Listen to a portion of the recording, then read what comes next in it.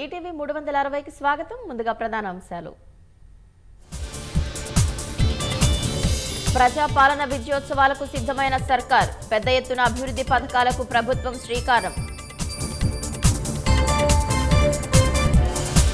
లగచర్లలో arrest చేసిన గిరిజనుల విడుదలకు డిమాండ్. నేడు మానుకోటలో మహాధర్నాకు హాజరు కానున్న కేటీఆర్. మేడిగడ్డ డ్యామేజ్ ఆధారాలపై దృష్టి సారించిన జస్టిస్ ఘోష్. 18 మంది ఇంజనీర్లకు నోటీసులు. క్షేత్రస్థాయి పరిస్థితిపై ఆరా. రాష్ట్రంలో మరింతగా పెరిగిన చలి తీవ్రత. 3 జిల్లాలకు ఐఎండీ ఆరెంజ్ హెచ్చరికలు జారీ.